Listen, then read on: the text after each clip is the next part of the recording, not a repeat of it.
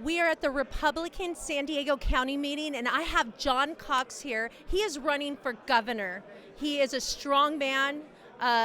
He is huge in supporting biblical values and our Constitution and conservative views. And we need a man like him in office. So I have a few questions. It's so nice to finally meet you in person, John. Great to see you, too. Great to be with you. Thank you, Sandy. So anyways, my first question is, we've been going through a lot. Small businesses have been closing down. We're in lockdown. What are your strong views about what just happened this last year, and what would you do differently? Well, I compare it to Florida, and you take a look at what happened.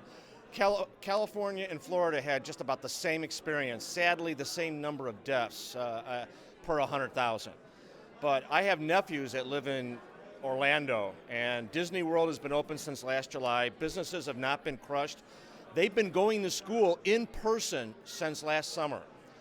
California has gotten the raw end of this deal.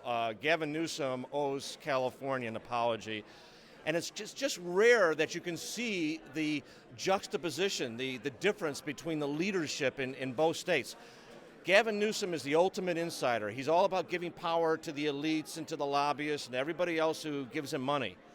Ron DeSantis in Florida is a free market guy. He's the outsider. Remember, he beat Adam Putnam, the insider, to win that job. And that's a difference. And that's a difference in leadership. We didn't have to have businesses crushed in this state. We didn't have to keep our kids out. Listen, we had to be safe. We had to protect the vulnerable, which is what Ron DeSantis did. But common sense will tell you that we really did damage to our state here. And I think that's a major element of the recall. It's not the only element of the recall, but it's a major element of the recall. I clearly would not have shut this state down for this long a time as Gavin Newsom has. Thank you so much, and I'm glad you wouldn't have done that, but I wish you were governor during this time, because all my friends moved to Florida and Texas. Yes, sadly they did. They got a lot of our people there, and we're going to get them back, and we can. I mean, we don't have to have the tax burden we do. We don't have to have the housing costs that we do. We don't have to have a lack of energy and water and an education system that doesn't teach. I mean, we can do school choice. We just have to stand up. We just have to stand up for what are common sense answers to these problems and get away from the political double talk of Gavin Newsom. Thank you for bringing up the school choice, because that was my school choice is huge. That's my next question. Our public schools are indoctrinating our kids with the Equality Act, 1619 project, and what would you do different to teach our kids? Critical race theory. Yes. We're not teaching reading, writing, and arithmetic anymore. We also aren't teaching trades. We need to build millions of houses in this state, and we don't have the roofers, electricians, or carpenters to do it. So we need to get education back in the hands of parents. Parents know what's best for their children, and we need to get competition into the school system. I mean, the monopoly government schools just haven't worked for parents, and you can see that we're spending billions of dollars and we're getting results that are challenging Mississippi for some of the worst in the nation. We just can't keep doing this. We've got to get school choice, scholarships, tax credits, get charter schools. What did Gavin Newsom do as soon as he became governor? He basically killed charter schools. And why? The union bosses, the lobbyists, that's what they wanted to have happen.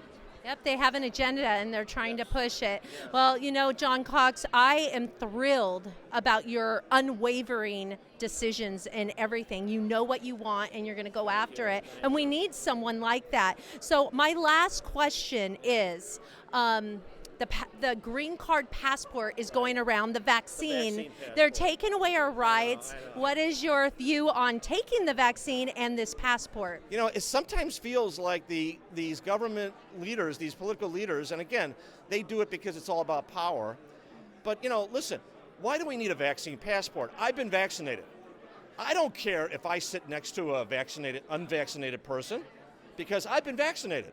I'm protected.